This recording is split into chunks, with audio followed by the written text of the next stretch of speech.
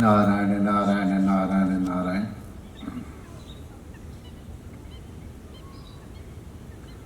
शास्त्रों में संतों की सेवा की बड़ी महत्ता उल्लिखित है।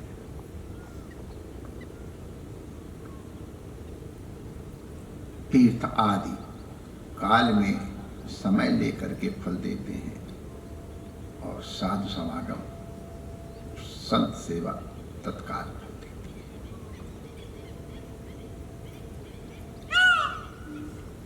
है। बी माय डियर, हाँ बिल्कुल वही कह रहे हैं, वही बात माय डियर सुनते हैं।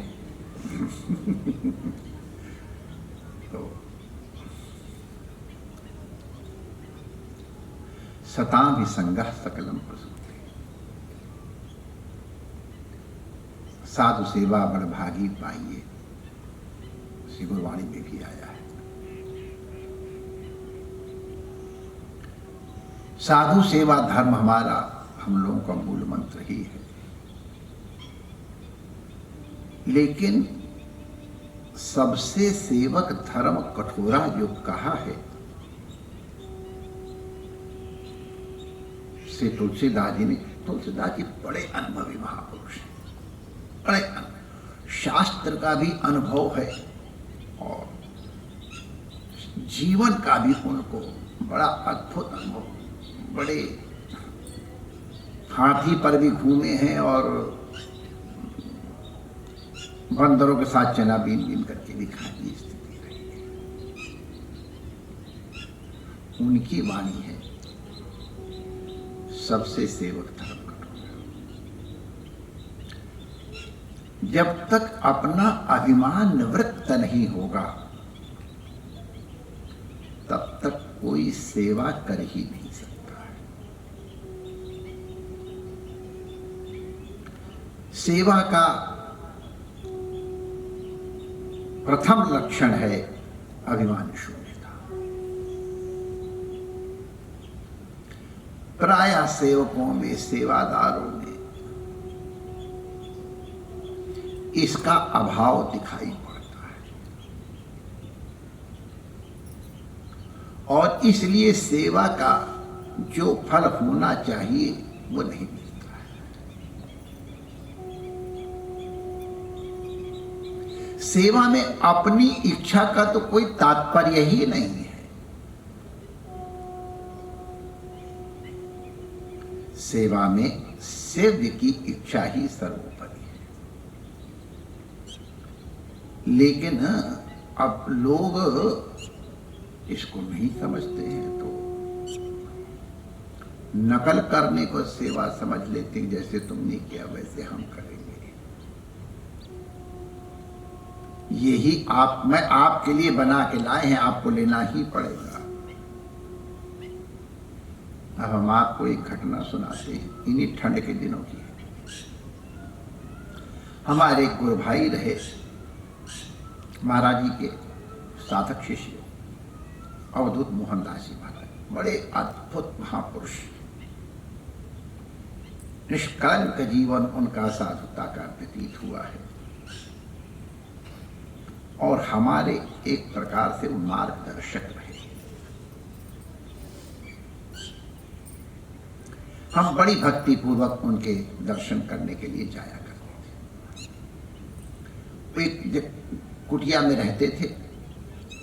उनकी एक आध लंगोटी शायद होती थी, पुस्तकें तो थी, बाकी कोई परिग्रह नहीं।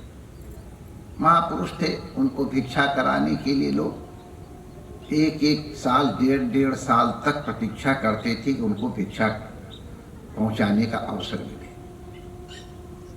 तो पवित्रतापूर्वक भोजन बना के लोग नंगे पैर उनकी सेवा में लेके आते थे, पा करके बर्तन छोड़ देते। कोई परिग्रह नहीं। हमारे प्रति उनका वात्सल्य भाव था तो हम बड़े, तो हमको लगता है हम अगर जाएंगे और हम खा पी के नहीं गए तो वो चिंता करेंगे, इसको कुछ खिलाओ पिलाओ, कुछ इंतजाम करो। तो उनके चित्त में थोड़ा, अब क्षोभ तो नहीं कहेंगे, लेकिन थोड़ा अपने स्वरूप से तो अलग उनको होना ही पड़ेगा। तो इसलिए ज्यादातर कुछ देर पहले कुछ खा पी के ही जाते, जैसे महाराज बस अभी हाथ भी गीले हैं देख लो। और उस गांव का नाम तो हम नहीं बताना चाहते, लेकिन जिला संगरूर का है इतना बता देते। और बड़े प्रेमी लोग, विरक्त लोग पहले जिला संगरूर में बहुत रहे हैं, झोपड़ियों में, गांव के बाहर कुटिया बनी होती थी, लोग वहीं रहते थे। जो लोग वहाँ भोजन चाहते थे गांव वाले पहुंचा देते थे, भिक्षा करने वालों को भिक्षा पहुंचे, बड़े सेवा। तो उनके सेवा करने के लिए, दर्शन के लिए हम जाते रहे, तो पहले कुछ खा के लिए गए। तो एक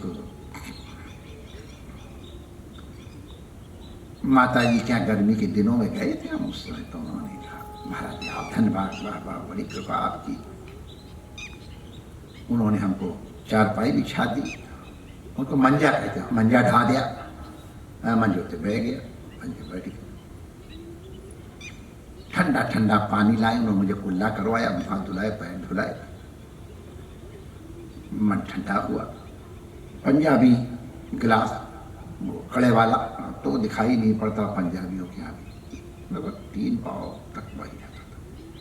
बढ़िया नहीं वो सिकंजी, और उस समय कोई प्रॉब्लम तो थी न, ठाठ से पूरी हम सिकंजी ठंडी ठंडी पी कर गए।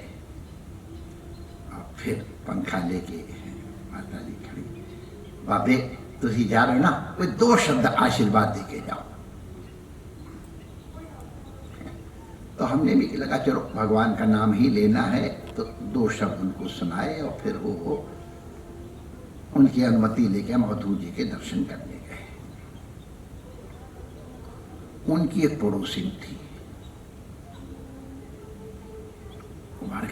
निसाटे का नहीं आएंगे महाराज, हमारे घर महाराज जी नहीं आएंगे क्या? उनका ले संत तो सबके होते, कोई प्रेम से बुलाए। तब जाए तो सी महाराज साढ़े कर की रूर आयो। उनका चंगा माता जी, हम लोग तो कोई तू तू करे, 2 हिलाते पहुंच जाते हैं, जरूर आओ। घटना इसलिए कि इन्हीं दिनों की घटना है, यही पूष माह के जाड़े की। तो ठंड के दिनों में इस बार हम गए थे अवधूत जी के दर्शन करने, और माह पूष की तो ठंड आप लोग जानते ही हो। तो हम चलते चलते, उसमें ज़्यादा कपड़े वपड़े नहीं पहनते थे, फकीरी का नाटक करते थे। ठंड तो थोड़ी बहुत लगती ही थी, लेकिन चल जाता था काम। तो उम्मीद हुई चलो उस माता जी के यहाँ जाएंगे। और पंजाब में चाय बड़ी बढ़िया बनाते थे, अब बनाते कि नहीं बनाते हमको मालूम, बड़ी बढ़िया। उसमें दूध और माने सब चीज़ ज़्यादा, पानी केवल कम होता था। बड़ी बढ़िया गाड़ी, और कौली में माने गड़वी भर के दे देते, कोला साथ में, और गरम गरम अदरक वदरक डाल के। तब बड़ा मनोरथ कर रहे थे कि चलो ठंड लग रही है, गरबा गरम चाय पिएंगे। चाय पी के फिर अगर कहीं एक आध सरों का साग के सहित मक्की का टिक्कड़ मिल गया, फिर तो मौजा ही मौजा नहीं, क्या दूजी क्या चलेंगे। तो हम पहुंच गए उस माता के यहाँ, बिल्कुल रेडी की चाय पूछे, मतलब हाँ माता ले आओ। तो उन्होंने, माता जी ने मंजा ढा दिया, और फिर एक परात लेके आ गई। पहली वाली माता के परात थी वो, और एक बड़ा सा घड़ा एकदम ठंडे पानी का, शायद रात का रखा हो गया जैसा भी हो, ऊपर वो लेके आई।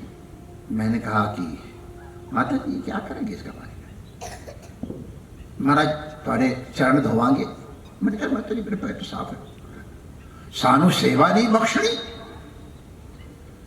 तो मैंने कहा माता जी ऐसा करो, जरा सा अंगूठे में जल डाल करके करो, हो जाएगा।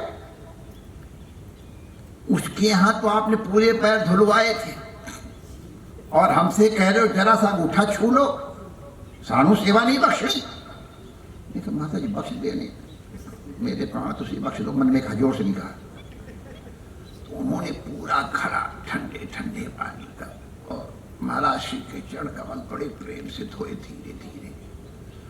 वो तो चरण कमल धो के आनंदित हो रही, तो हम ठंड के मारे कुड़ हो रहे थे, क्योंकि हमारे पैर ठंडे होते हैं। आप सबको मालूम है, जितने जानते हैं मोजा पहनने पड़ते हैं, क्या करें। एक है, अभी तक कोई डॉक्टरी हुई नहीं हमारी, बहुत सालों से प्रयास किया लोगों, डॉक्टरों ने कहा महाराज आप मोजा पहन लो, ये सब सीखी दवाई। मैंने कहा चलो सस्ता है। तो अब मैं ठंड के मारे, क्योंकि मैंने ऐसी पैरों को दबा करके, मोजा तो थे नहीं, ऐसे ओढ़ के पहले थोड़ा गर्म हो गया। मैंने कहा अब चाय आ रही होगी तो चलो ठंडी हो जाएगी दूर। इतना बड़ा गिलास ठंडा ठंडा शिकंजी लेकर के भगवती पर प्रकट हुई। तो मैं तो चाय की उम्मीद लगाए बैठा था और वह ठंडा ठंडा माता जी साढ़े प्यास नहीं लगी, सानू सेवा नहीं बख्शनी। मैंने कहा जी प्यास नहीं, वाह वाह वाह। ओ महाराज पिंडा ते नींबू किथे, मसई नींबू किथे लेके आई हो, कि तो कुछ तो इंतजाम करके लाई हो, तुसी पी नहीं सकते। तो मैंने कहा अच्छा माता ऐसा करो एक कौली छिपा दो, उसके यहाँ पूरा गिलास पिया था, हमारे यहाँ पूरा गिलास पीना पड़ेगा। मैंने जैसे हमारे कन्हैया ने पूतना का दूध पीते समय भोलेनाथ का स्मरण कहते, हे भोलेनाथ जहर पीने का अभ्यास आपका है तो आप कृपा करके जहर का सेवन कर लो, दूध दूध मैं पी लेता हूँ, बंटवारा हो जाएगा। आंखें बंद की कन्हैया, तो महात्मा लोग कहते कि ये भी कारण था उसमें, ये भोलेनाथ का ध्यान करें। तो मैंने भोलेनाथ से कहा हे हिमालय वासी, हे कैलाश वासी, अब इसकी ठंडक आप संभालो। और अब आज मैं कैसे बताऊं, हमने ठंडी ठंडी शिकंजी, अब तो काम ही हो गया होता, उस समय तो जरा ठीक थे, तो पूरी शिकंजी हमको पीनी पड़ी सेवा, क्योंकि सेवा बख्शनी थी। तो मैं पूरी की पूरी शिकंजी का गिलास पी करके सोचा अब यहाँ से किसी तरह भागूं और दौड़ लगाऊंगा, शायद बॉडी कुछ गर्म होगी। वो पंखा लेके आ गया। अरे मैंने कहा बात सानू सेवा नहीं बख्शड़ी, तुम्हारी सेवा बख्श। तो अब बेचारी का भाव तो एकदम ठीक है, हम नहीं समझते, लेकिन जिसकी तुम अपनी सेवा कर रहे हो कि जिसकी सेवा कर रही हो उसकी कर रहे हो। ये घटना मुझे जब आज ठंड में जब लग रही थी हमको, तो हमको स्मरण आई और पूज्य अवधूत जी का, उसकी माता का, बड़े वो गांव की तो बड़ी सरल, लेकिन सरल का मतलब ये नहीं है कि बेवकूफी, अरे पूछ लो नहीं समझ में आता, उन्हीं से पूछो महाराज तुसी की ले होगे, वो पहले से ही सब डिसाइडेड, जैसे उसने किया था वैसे सानू करना है। ठंडा पर अरे भाई वो गर्मी की ऋतु थी, ये ठंडी की ऋतु है। तो माय डियर अपनी इच्छा नहीं, सानू सेवा नहीं बख्शनी, ये नहीं, आपको जिसमें प्रसन्नता हो, हमको एक आज जने है महाराज बड़ा सुंदर भोजन बनाया, सब कुछ था, आपको थोड़ा सा शरीर गड़बड़ था, महाराज चिंता ना करो, ये तो सब आपकी दृष्टि पड़ जाए पहुंच जाएगा, आप जानेंगे, आपको तो सूप बना दिया, खिचड़ी बना दे, हम सब, ये हुई सेवा। तो सेव्य के मनोनुकूल होना, इसको सेवा कहते हैं। सेव्य के मनोनुकूल वही हो सकता है जिसमें अभिमान शून्यता हो। तो इसलिए अभिमान शून्यता बिना संपूर्ण समर्पण के नहीं होती,